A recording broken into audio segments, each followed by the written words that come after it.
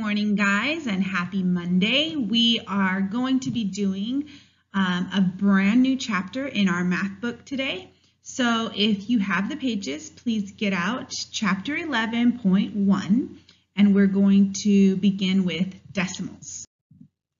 So a decimal or a decimal point is basically a dot. It's a dot.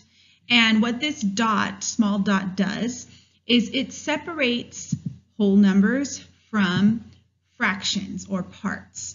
So it's going to be placed within a sequence of numbers, and the numbers that come before the decimal point are whole, and the numbers that come after represent fractions or only parts of a whole. So in order to do this properly, we need to take a look at our place value chart. Hopefully you all remember this. The tens place, the hundreds place, the thousands place, and as you go right to left, the numbers gradually have a bigger or greater value, okay?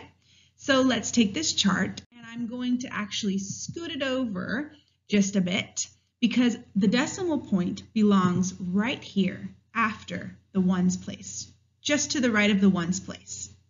And as you remember, the value travels this way. So as you go left, the value goes greater. As you move right, the value should go smaller. So what could be smaller than 1? Well, now we're into our fractions or our decimals. The two decimal place values that we are going to add after this decimal point are called the tenths and the hundredths place. The tenths kind of sounds like a fraction, right? 1/10. And then hundredths, also very fraction-like, hundredth, 1 out of 100, all right? So let's take a look again at this side. This side represents whole numbers. Remember our giants? They're the whole numbers in this equation. After the decimal point, these are our fractions, or our little fraction tiny people. They are part of a whole. They're not quite a whole. So let's look at it this one last time in a different way. The tenths place represents 10 parts. So it takes 10 of them to make one whole. It's one whole divided into 10 parts. The hundredths place, you guessed it, is divided into 100 parts.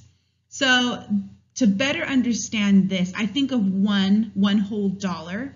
And if I divide up one whole dollar into 10 or tenths, I get what you know is a dime. So I think of the tenths place sort of as the dime place because it stands for 10.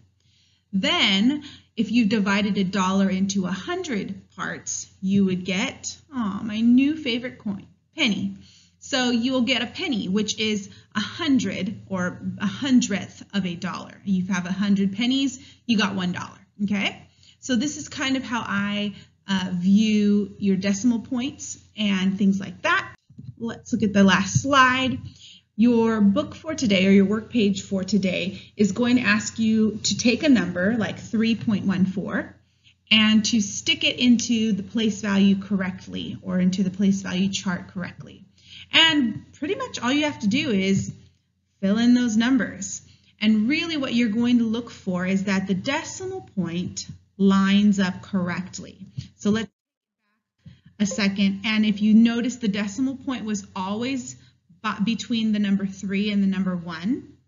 And so when you stick it into your table, you also want it to still remain between the number 3 and the number 1.